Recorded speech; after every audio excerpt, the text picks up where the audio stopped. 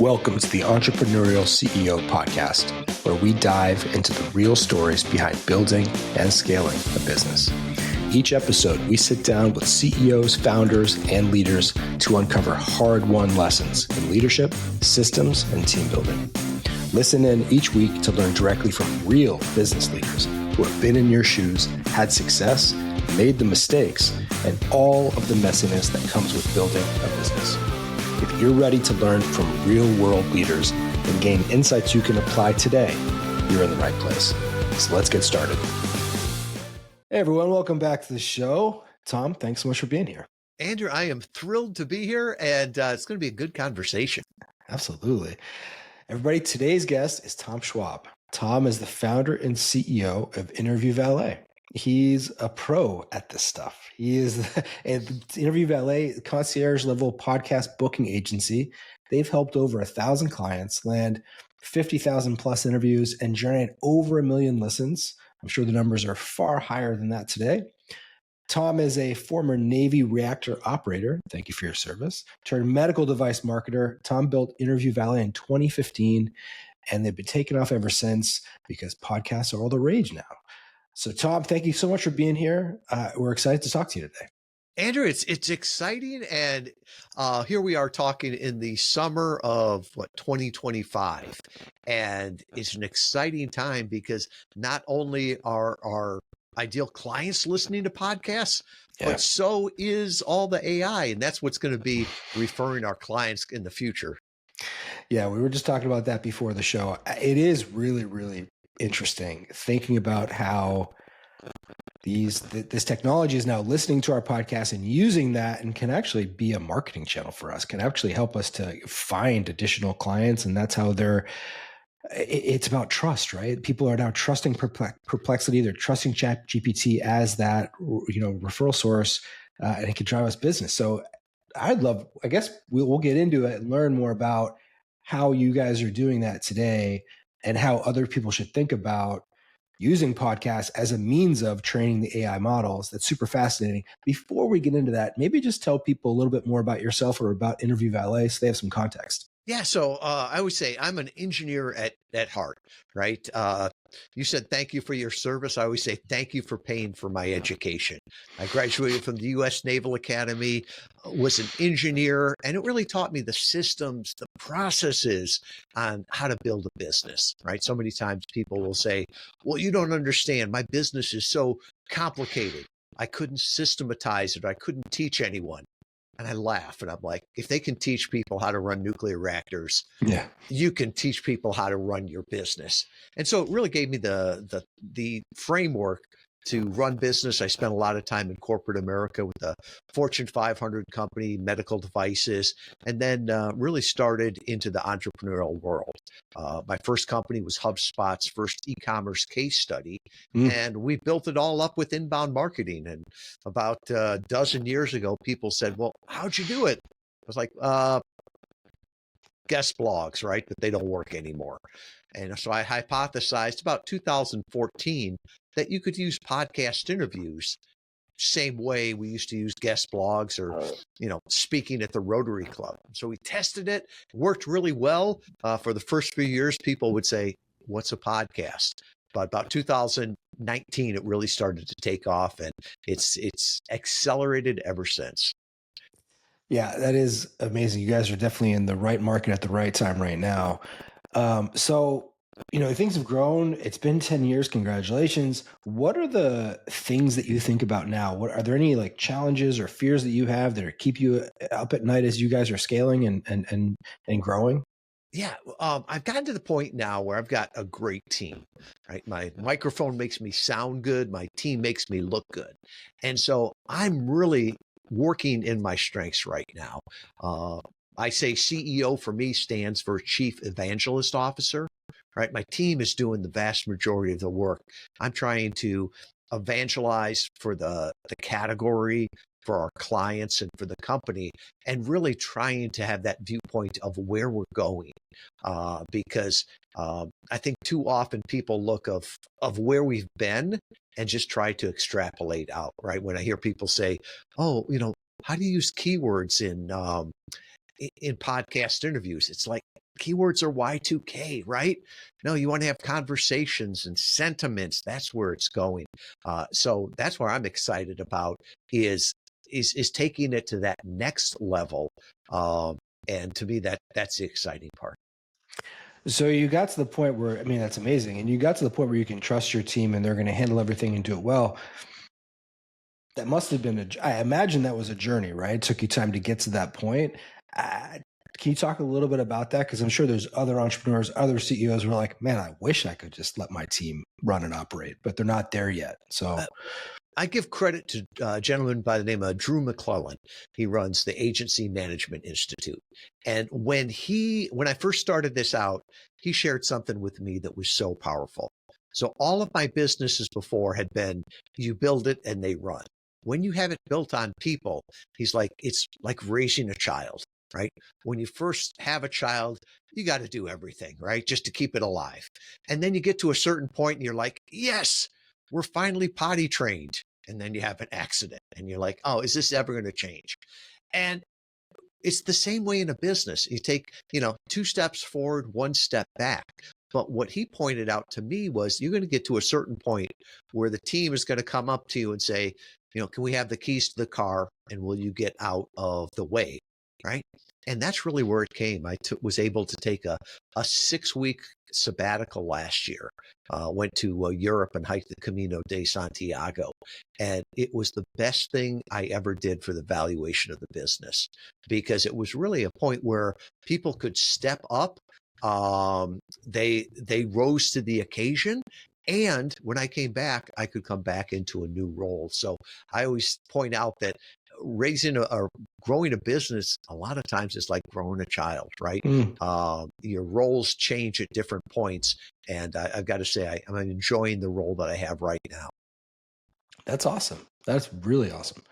Talk to me about, how do you ensure accountability is there within the company, in this structure now where you're sort of like zooming out and able to take the 6 weeks battle? How do you ensure that things are happening to the standards that you expect? Yeah. There's this whole thing of, people will say, well, how do you manage it? Well, I think if you have to manage, you've got a problem, right? You should be leading, not managing. Because if I hire somebody that needs to be managed or micromanaged, it's the wrong person, right? The flip side is that even with remote work, right? If somebody has to be managed to get in their work done every day, they're probably not good for remote work. So I always look at, we're hiring for that. The quality, I call it, is psychologically self-employed, right? They look at that client as their client, not the company's client. They're doing things because it's a reflection on them, not just the company. Right. So I think a lot of it is who you have on the bus and, who you get off the bus, Jim Collins' analogy there. And then one of the big challenges is, as we grow, making sure that they get new opportunities. Right. Yeah. I think your A performers, they don't want to do the same job year after year after year. So I've lost a couple of good people because we weren't growing fast enough to give him the opportunity, right? I can think of one in particular. He's still a good friend, a great referral partner for the company. And Drew had the opportunity to run an entire remote team. And he'd been part of a remote team, and perfect. He took this job and he got to do that. And he's now a CEO because he did it so well. And we still talk. And, he says what he learned at Interview Valet was so important. So awesome. I think there's that idea, and I wish I could remember the business owner I heard it from, but he said his job was to get great people for the company and then grow the company fast enough so that they had opportunities. I think there's a ton of good stuff in there. I totally agree with you. If you have really great people, and number one, the job of a CEO is like to find great people all the time, right? You always want to be finding great people, both internally and externally, that can help you to elevate the company. But then, it's hard to keep them, right? Like they need to be challenged. They need to be rewarded. They need to be pushed. They need to feel like they're improving. So like there's so many different things there. Yeah, I mean, I agree with you with like you shouldn't have to micromanage. But how do you ensure that? Do you go through a annual planning session to say like, hey guys, here's what we're trying to accomplish this year. Here's how it all breaks down. How do you structure things that way? I I look at it more as like quarterly, right? Yeah, Mm, we do annual, and this is where we want to be by the end of the year. But I think this idea of the 3 to 5 year plan, mm. I'm lying to myself if I say this is what the world's going to look like in 3 to 5 years. Who knows? At And this rate, everything's moving so quick, you know? and not just for us, but for a big company that's like a publicly traded company, it's like a freighter, right? They're not going to move that much one way or the other. The market's not going to move that much. But for Yeah. smaller companies, I think you have to be more agile. Mm, There's a great book called The Emergent Strategy by Alejandro Salazar that really struck me because he was a student of Porter, that is basically the father of strategic planning. And Salazar, who's out of Colombia, says that strategic planning never really worked. It's just that consultants made a lot of money on it, right? This idea that we're going to plan all this and then send it down for the people to work through this next 3 years probably isn't going to work. So he always talks about the emergent strategy, right? So what are we testing right now? What do we learn from it? And where do we go from there? But as you said, you've got to over communicate. Okay. mm. I say you, right? Every time you say you, what you really mean is I, right? I have to over communicate. So over communicate on the values, the vision of where we're going, because I don't know the exact roadmap, right? If I knew it, I wouldn't need to hire great people, right? I just hire robots that did it. So if I put the vision out there, they're the ones that are coming up with, hey, we should test this, or this is what we've learned. Great example of this is I've always been the spokesman for the company, and we've got 3 major focuses, pods is what we call them, right? Business, health, nutrition, and wellness, and a little bit of faith and spirituality, right? I can talk to the business side. If you look at me, I am not the face of health, nutrition, and wellness, all right? But we've got somebody on the team that runs that pod for us. And we started to get Chloe out on podcast interviews. She did a great job, right? Had to do some coaching, right? To make sure it was consistent tone of voice with the company and everything. But we're getting leads now like we have never gotten before for that vertical because she can speak to it. I never really could. So it's that idea of trying to communicate where we want to go in the business and then letting the team help us get there. And now you've multiplied your potential impacts because now you have multiple people out there as evangelists for the brand. Very much so. And even to the point of, I've seen a lot of companies where founder-led marketing ends up killing them, right? And you could look at the Ziegler Corporation, Dave Ramsey's organization has fought with that for a long time, right? If there's just one face to the company, that's a dangerous place to be, right? Yeah. You can't sell that company, and God forbid if something happens to that one face, everybody's job is in jeopardy. So that's something we're intentionally trying to do. And it's also, like we talked about before, giving people opportunities, right? She was thrilled to go out there. And we've got 3 other people on the team that are out there evangelizing for the company on podcasts. Yeah. That's great. That's great. Talk to me about, so we just touched on accountability a little bit with managing and leading.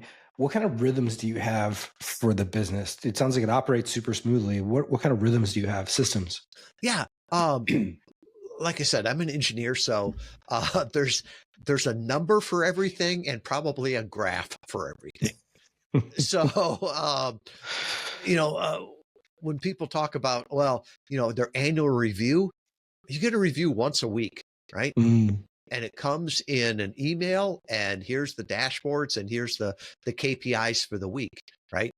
You can look at it real time at any time, but you're going to get an email that is, you get it, I, as the owner, get that email, copied on it, and a manager or leader gets that too. So you know where you stand on all of your KPIs. And, then twice a year, well, actually, it's now 4 times a year. So the operations manager talks with them twice a year, sort of a 45-minute check-in call. And then I check in with them, everybody on the company, twice a year. So people know where they are. I think it's important for them to know what winning looks like, and to have that conversation with them.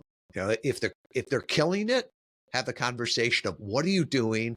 How can we learn from this? How can you teach everyone else? Mm-hmm. And if they're struggling with something, to understand that and try to figure that out. Because, I believe 95% of the world wants to do a good job, right? There's probably 5% of psychos that just want to mess up the machine, right? But if you're hiring right, all the people want to do a good job. So just give them the data and support to help them do it. Absolutely. And so you have that weekly scorecard for each person. And does that roll up to some broader company scorecard that you guys are looking at? And do you have like monthly or weekly meetings with the team? What kind of rhythms do you have there? So we're meeting with, we've got different roles, right? So the functional roles, they meet once a week to share best practices. And remember, we're all remote and different time zones. So doing a 8 a.m. meeting, doesn't always work. That's tough. Yeah. The leadership team, we meet twice a week, right? Sort of on Monday and then about Thursday, right? And we're also available other times, but we've got an agenda of, week 1, we're looking at this. Week 2, we're looking at this. So we've got normal issues that come up and we address those right away. But we've also got a cadence of, once a month. This is the first week of the month here. So one of the things is we presented all the sales data, right? So we had looked through, with the help of AI, all of the sales calls the previous month, right? What were common themes that marketing could look at? What were questions? What are the things that we can implement here over the next 30 days to really change stuff? So I love that. It's that cadence there that does that. And then the leadership team, we try. That sounds bad. We try. We meet once a quarter to go through things, but there are times where, in the summer and life gets in the way, where we might miss a quarter, and then the next quarter we hit it a little bit harder and a little bit longer on what we're looking for the next quarter to year. Well, I mean, I've been part of fully remote teams too. It can be hard to get everybody together to coordinate schedules, both personal and professional, but it is important, to maintain that culture and those relationships. Yeah, it's amazing. We can get more accomplished in a 2 or 3 day offsite than we could do in a week-long Zoom call. Right? Oh, just 100%. that serendipity that comes with that. Yep. It's a lot more effective and impactful. So you've got roughly 20 people now on the team, correct. 14 full-time employees. How do you go about the development of your people? You talked about, they want to make sure you're investing in them and they're growing. How do you go about that with your people? Yeah. So I think part of it's challenges, right? When they say something that this interests me, right? Support them in that. Other ones, it's just reminding them that the business is continuing to change, right? And it's interesting. We do podcast interview marketing. I'm not hiring for skills. I can't go out there and find somebody with, 20 years of podcast interview marketing experience. So I'm really looking more for aptitude, talent, values. Do they align with us? Are they curious? And then supporting them in any way we can. And sometimes it's just the questions, right? I've been in corporate America where there's a whole training department, right? And we train we check a box, but nothing really happens. Yeah. So we try to do a lot more of peer learning, right? So people are paired up in the team, right? And they're their, I don't know if you call it buddy, whoever they're teamed up with, changes every quarter. So they get to meet with somebody else that's doing a similar job. They get to share best practices, ask questions there. It's almost like if you and I were, sitting in a cubicle farm, we're sitting next to each other. So we're talking back and forth there. And so once a quarter, we sort of move the desks around there. So that works really well. And then the peer learning, one of the things we do is we do a team meeting, all hands, every 2 weeks. So every other week. And one of the things that we've started to do now, in addition to, team training, values training, cybersecurity training, the updates every quarter, is every other meeting, we go through what are you using AI for? And, what's the best case scenario? And everybody votes on whose was the most interesting or most valuable. And, they get an Amazon gift card or something. And I tell you what, those are some of the best meetings, Andrew, because, one of my favorite phrases is what's ordinary to you is amazing to others. And somebody will say, well, yeah, I had this challenging client. And so I went into, Claude and put all of these things out, and it helped me on the strategy with it. Somebody else is like, yeah, we've got Gemini now on our account. And I'm like, we don't pay for Gemini. It's like, oh no, it comes free now in Google, and this is how I use it. And I got tired of asking my clients questions that I should know, right? So they went and they put in every recording, right? From sales to their podcast interviews, to their book, to their, LinkedIn profile. And they just loaded that in at the beginning. And it's like, now, before I ask the client, I'll just ask the AI, and then I'll confirm it with the client. Boom. When we heard that, it's like, we're going to do that for all of our clients now, because the longer we work with them, the more we know. And heck, my account manager was filling out some form for a podcast, and I can't remember what the question was, but she asked the AI, and I don't know where they pulled it from, some podcast interview or something like that. I'm like, oh, that's a better answer than I would have given. Yeah, use that one. Hi, if you're a CEO out there who's struggling with focus for your company, aligning your team, accountability, if you're struggling with execution, connecting the dots from where you're at to where you want to be, we've got a great program for you here at MAP. My name's Michael Cato. I'm the CEO. Most importantly, I was a client for 15 years, sold my company to a public company, and then bought MAP so that we can help other entrepreneurs with this specific problem. We're a 60-year-old company. We've worked with 170,000 individual executives and CEOs. We've worked with 15,000 organizations. This is what we do. Click the link below to learn a little bit more about how people just like you, CEOs, have transformed their business and ultimately transformed their life by running through the MAP system.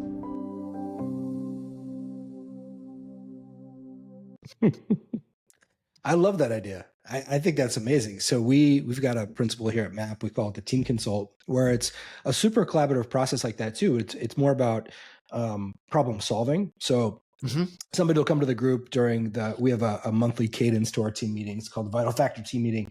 And somebody can come to the group and say, man, I'm having a challenge with booking, to put it in your view, really having a problem booking podcasts within the health and wellness vertical. And so they'll help them to narrow in on the problem, and they state as a, how do I? And so they present it to the group, how do I XYZ, right? And then you set a timer, and everybody gets to go around the group and give their ideas. Like, hey, have you tried this? Or what about doing this? And it's just the exercise itself is so powerful because you're, crowdsourcing solutions. Yeah. Everybody gets to feel involved and contribute to the problem, but you get amazing ideas out of it. So much more so than if you were just trying to attack the problem yourself.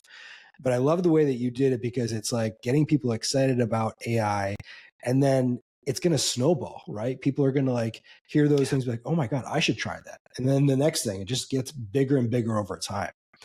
I really like that idea. Might have to steal that.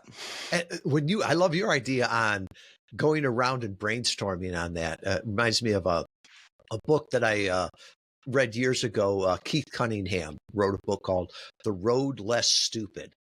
And I love the title. It's basically, as humans, if I've got a problem, I'll think about it and I'll either execute on the first or second idea that I have. Not because they're the best ideas, well, because I'm more of a fast starter, right? So I'm not going to spend a lot of time thinking about it, right? I'll think of a couple solutions and then I'll execute on one.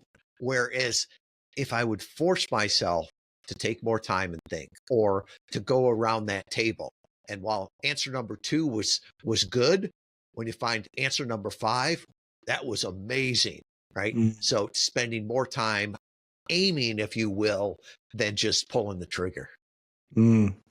That's really interesting. I'll have to check that. I like the book title, but I'll have to check out the book. It's a great book, and every chapter, if you listen to it, it ends with, "Now go think about it. You'll thank me tomorrow." Tom, looking at the business today, if you could wave a magic wand and optimize one part of it, what would it be? I think marketing communications. And I don't know if that's really one part, but sometimes I feel like we're a little bit too far ahead on the curve, right? So when we started that first few years, people go, "What's a podcast?" And it was hard to explain to them where the world was going, right? And then we talked about that it's not just about more interviews, it's getting more from your interviews. And, that was different. People were just like, "I just want to be on more. Like, don't waste your time, right? So I think trying to communicate where we're headed, because I think too many times the market knows where we were, and that's how they're judging everything. And so that's purely a communications problem on my part. So for those listening, and I'm personally curious too, when you talk about that, where it's not just more, but what instead? How do you advise people? Yeah, there's so many people that will believe that it's just about doing more interviews, right? And you listen to their interviews and they're so proud that they say, "Oh, I did 50 interviews." And you listen to them and it's like, "No, you did one interview 50 times, right?" And you think about it, it's like, I wrote a daily or a weekly blog for an entire year. Well, that's great. But if it was the same blog every week, it would be stupid, right? And so that's what we're seeing. And now as people listen and as AI listens, if I'm listening to an interview and I'm like, "Man, this person is smart," right? And I search and I find their second interview and all the content's just the same. Yeah. I won't go to a third one. And it's the same way with AI, right? As it indexes that first interview, if all the interviews are the same, they're going to say, "Well, Tom has 30 minutes of content," right? But if one interview, I'm talking about how blue collar can use this. On another one, I'm talking about how entrepreneurs can use it, right? That whole thing of content is king, but context is God. That's how you get found on AI. And, I think I mentioned this when we were talking before. This past month, June of 2025, AI became our number one referral source for all of our leads. And man, those are good leads, right? These people know more about us, our business, our marketplace, our competitors, than I would have ever guessed, because they're out there asking the questions. And we've intentionally went out there and said, "Here's the good, the bad, the ugly. Here's who it works for. Here it doesn't work for. Here's things to think about." And so all of that is trying to get to where, what are you optimizing for, right? Are you optimizing for results or activity? And I think when the world was free and labor was plentiful and money was cheap, everybody could do more. Now I think the world is starting to say, "No, I want to make sure that I'm getting more from every activity." Yeah, I couldn't agree more. It's just being intentional, right? It's like making sure that if you're going to spend that time, what are you trying to get out of it? Really thinking it through. It's like an evolution of that process. I think that's awesome. Yeah, you mentioned a word early on that I think is so spot on today. It's this idea of trust. Mm-hmm. For years, people were just focused on attention, right? Look at me. I post 5 times an hour on social media. I buy all these ads. I buy all of this attention, right? And people might get the attention, but they weren't getting the business from it.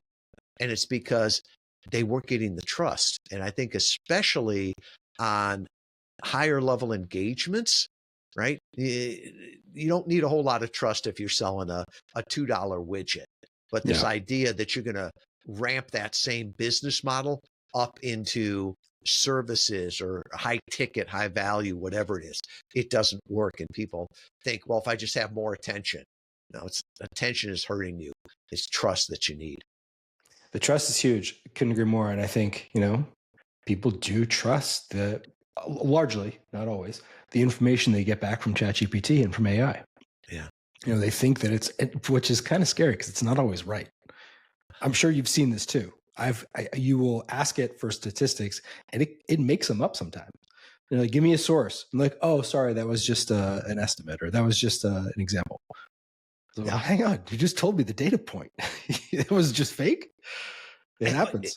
It's interesting because we trust AI, right? And I hear people will say, well, I found about you from Chad. I'm like, Chad who? Oh, ChatGPT. That's what I refer to him as. They think of it as a person, right? Yeah. And all that. And it was amazing. But yet when they see something on the internet that was probably written by AI, they're skeptical of that, right? And I think people are just naturally, we did some hiring recently and my team was looking through resumes and they're like, no, that's AI generated. That's fake. And I'm like, how could you tell?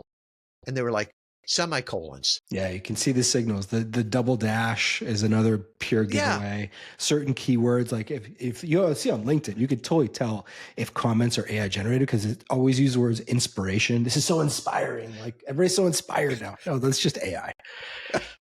My team knows it's really me because they know if there's not a typo or a grammatical error, it didn't come from Tom.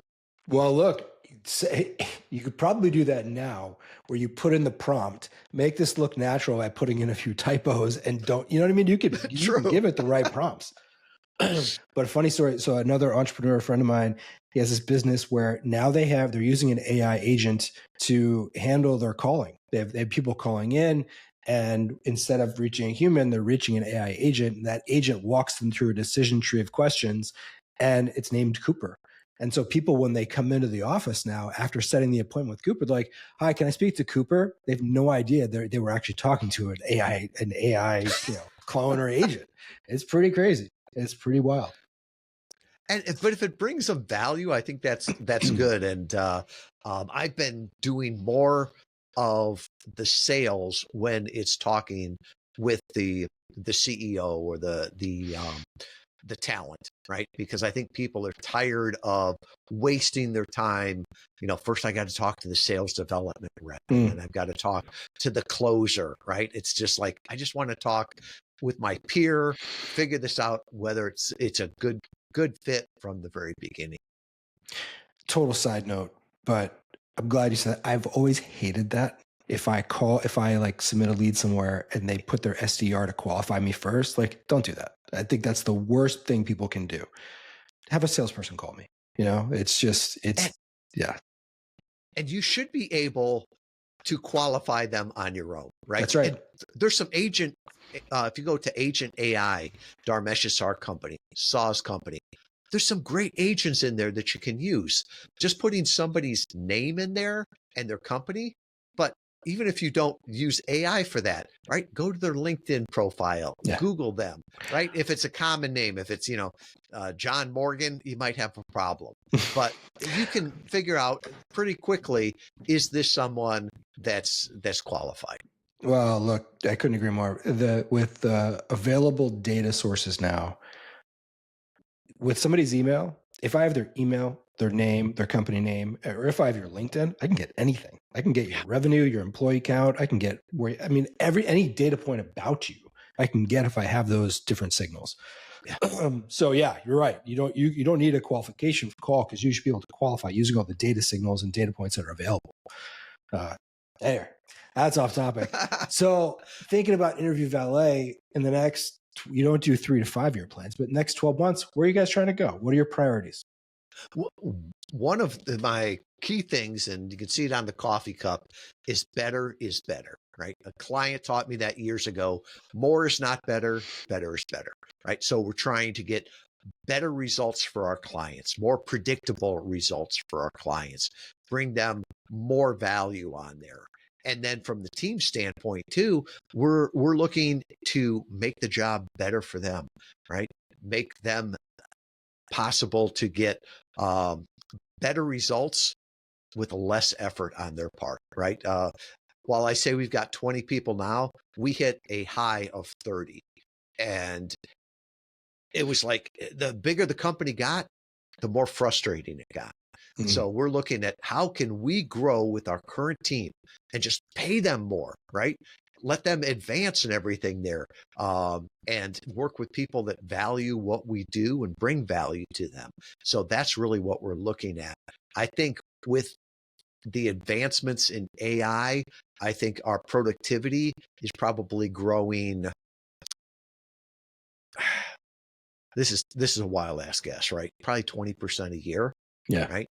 So we're looking and saying, well, how can we grow top line by at least over 20%, right? So that we've got all of our current capacity there. But I think the old sort of flex in companies used to be, this is how big my office is. This is how big my team is. This is how big my top line is. Yeah. No, now people are realizing we're all remote, right? Here's how small and efficient my team is, and here's my revenue. So that's where we're really focusing. I couldn't agree more. I don't know if it's just you and I or if broadly, but yeah, the things that, at least the ones that I pay attention to on LinkedIn, are people talking about like your revenue per employee, your profit per employee, right? Like, how can you do more with less, or at least with the same amount, right? And really getting that, leveraging the efficiency and all these tools out there, because man, like we talked about, 2025 is an amazing time to be alive. We have so many different tools and technology and information available. We should be able to scale without needing the linear scale of employees and headcount, right? So yeah, I think that's exciting, right? I don't want 1,000 people. I want 10, And what our people are able to do now, they're thrilled with it too, right? And the clients value it. So yeah, that we look back and I can think of, it was probably less than a decade ago, right? When somebody told me, don't worry about profitability, right? All you want to do is grow it fast, right? Because look at Amazon, look at, you name the company. And I'm like, that's a fluke, right? That is not how the world works. We are bootstrapped. We've been profitable from the very beginning. And so I think maybe reality is coming back to the world on that. I think so. I think a little bit. I mean, I was working with a SaaS company a couple of years ago. They're VC backed, and it was sort of the bottom fell out. Before the bottom fell out in the SaaS market really took a hit the past couple of years. But prior to that, right, it was just the typical VC model. Pump a bunch of money in there, grow. Don't worry about profitability. We'll get there later, right? Which is just bonkers. Now I think things are changing, right? Because it's so much harder. And they're saying, okay, let's make sure that, okay, we're going to, instead of triple, double, maybe it's double, or, double. And let's worry a little bit more about making this sustainable and profitable. It's always been crazy to me that you have hundreds of millions of dollars or more pumped into these companies with no profitability. One of the early companies I worked for was Stryker Corporation. And there's a gentleman that ran that. Nobody knows his name, right? But John Brown is the only publicly traded CEO that has ever grown a company 20% a year for 20 years, right? And growing 20% does not get your name, on Wall Street. But if you realize that you do it for 20 years, you're basically doubling the size of the company every 3 years. And that's that sustainable growth. And we've got a band on our goals, right? We're not going to be lower than this, but we're not going to be higher than this too, because I don't want to burn out the team. And we're in it for the long haul, right? I can think of competitors that were spending money trying to light the world on fire. They lasted about 18 months and, never heard from them again. We're in it for the long term. We were there at the beginning. We'll be there at the end. That's really interesting to hear that you have the band on, your expectation, you have the floor for growth, but also the ceiling. That's interesting. Don't hear many people where they're saying, capping it, saying, hey, we don't want to go above this, instead of putting the foot to gas. It's very intentional. It's smart. This is a marathon, not a sprint. And I don't want to burn the people out. I want to always be slightly over my skis and what I'm doing, but not so far forward that everything is a house of cards. Interesting. Okay. I like that. So, Tom, we always ask folks to come on the show. Is there something, and it sounds like there probably is, unique in your business, something that you do from a system or process or management that other people listening might be able to take back and put in their business? Sometimes it's hard to see, right? Because what's ordinary to me, other people look at as different. We talk a lot about systems here, right? And people are like, well, do you run on EOS or, traction or whatever it is? And I'm like, I run on a little bit of everything, right? I understand the principles of EOS and I like those, right? I understand the principles of Navy nuclear power. We put that in there. I understand constraint theory, a great book called The Goal, right? That changed my life back in the 80s. So always looking at the constraint, what's that next thing there? But I think ultimately what we look at is that we are a company that makes decisions based on data, but we also realize the importance of people, right? We've got core values, right? In this digital age of automation, it's the personal touch that makes the difference, right? Another one is hope is not a strategy, right? In God we trust, everyone else brings data. So there's those things that I'm forever, the team calls them Tomisms, but it's really the culture that we built through there in the communications. I like a few of those Tomisms. That's really good.